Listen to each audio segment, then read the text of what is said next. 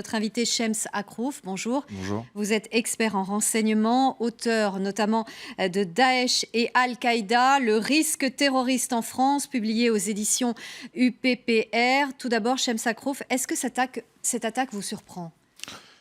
Elle nous surprend par le peu de moyens dont disposait le pseudo-terroriste. Voilà, avec une arme tranchante, avec des fils, sans vraiment de moyens pour mener une vraie action terroriste. Oui, vous Allez dites dire, pseudo-terroriste. voilà, il faut pouvoir rapidement éclaircir le fait s'il était en lien avec une mouvance terroriste. Il aurait pu tester le dispositif, c'est-à-dire aller comme un kamikaze qui allait mourir pour tester le dispositif, ou tout simplement y aller parce qu'il a des problèmes peut-être psychiatriques, mais disons que la méthode employée dans cet acte-là ne correspond pas à des gens qui ont un savoir-faire, une formation de terroriste ou avec des moyens, tels une arme à feu ou un fusil mitrailleur. Là, il va directement face aux policiers en criant Allahu Akbar.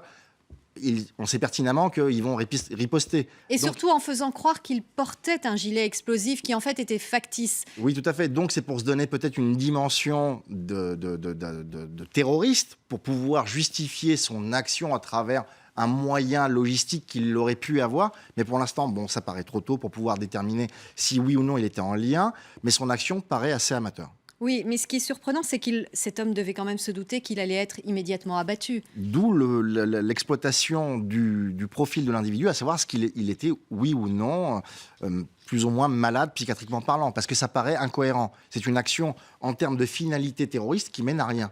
Vous allez voir des militaires ou des policiers, vous leur dites la Wakbar et vous portez un couteau ou une arme, on va vous tirer dessus. Donc l'effet recherché, c'est lequel?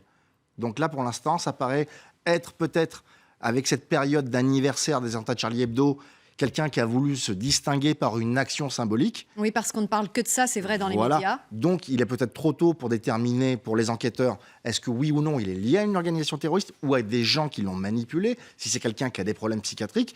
Mais c'est ce que vont faire les enquêteurs à l'heure actuelle. C'est vite voir à qui il est lié. Est-ce qu'il avait des antécédents judiciaires? Est-ce qu'il avait voyagé à l'étranger? Et donc, à travers toutes ces remontées d'informations, on pourra vite catégoriser si c'est un malade, si c'est un individu qui s'est radicalisé, ou si c'est quelqu'un qui avait des raisons X ou Y qu'on va pouvoir déterminer plus tard. Déséquilibré ou pas, en tout cas, on assiste, Shems Akrouf, en ce moment, à une recrudescence de ce genre d'actes vis-à-vis de forces de l'ordre, vis-à-vis de policiers, de militaires. On a vu encore Valence dernièrement. En fait, il y avait eu déjà une attaque en décembre 2014 contre le commissariat de Joué-les-Tours. Les forces de l'ordre sont systématiquement la cible d'individus déséquilibrés ou pas. Oui, qu'ils soient déséquilibrés ou pas, ça n'excuse rien. Les forces de l'ordre sont la représentation de l'État, c'est aussi ceux qui nous protègent. Donc les toucher, eux, c'est nous faire très peur. C'est-à-dire que si les policiers sont en danger, alors imaginez la population civile. Donc c'est cette volonté-là de défiance vis-à-vis de l'état d'urgence, parce qu'on est en état d'urgence. Qu'est-ce qui va se passer s'il y a encore d'autres attentats? Que peut annoncer le président de la République? Il ne peut rien annoncer d'autre. Toutes les mesures viennent d'être votées, on met en œuvre. Donc pour eux, l'objectif, c'est de prouver qu'au-delà de l'état d'urgence, ils peuvent passer à l'acte. Et c'est malheureux avec l'anniversaire de Charlie Hebdo. Donc on est sur un niveau d'alerte très élevé. Donc s'il y avait une période où c'était dangereux, c'est celle-là. Et justement, peu de temps avant cette attaque déjouée, le chef de l'État rendait ses vœux aux forces de sécurité dans la cour de la préfecture de police de Paris.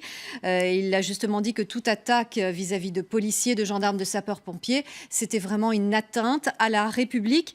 Et puis il a demandé aux services de sécurité de mieux coopérer face aux risques terroristes. C'est toujours le problème, le manque de coopération. C'est-à-dire que chaque entité, qu'elle soit de la gendarmerie, la DGSI, qui est au ministère de l'Intérieur, ou les différents organes de renseignement, ont des résultats à obtenir. Et donc, à une certaine période, ils avaient du mal à échanger des informations, parce que c'est toujours la guerre des chefs.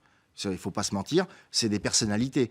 Là, on est dans une période où il y a eu beaucoup d'attentats, donc les chefs de ces services-là sont dans l'œil du cyclone, parce que s'il y a d'autres attentats, il va bien falloir qu'il y ait des responsabilités.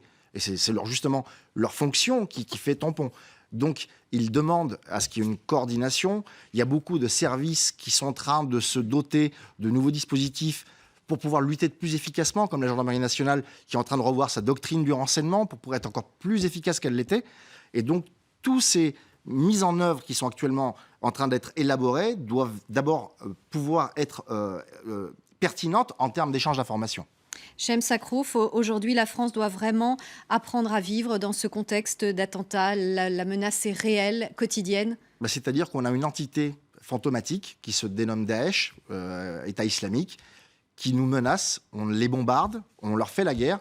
Donc il n'y a pas de guerre sans blessés et ils veulent nous atteindre. Donc oui, on est dans l'œil du cyclone et malheureusement, il risque d'y avoir d'autres attentats, c'est la réalité. Mais pour pouvoir justement démonter cette méthodologie de la peur, c'est de continuer à vivre normalement, de sortir pour pouvoir montrer à ces gens-là que c'est pas le bon axe, que c'est pas comme ça qu'on changera de politique ou que c'est pas comme ça qu'on se laissera faire.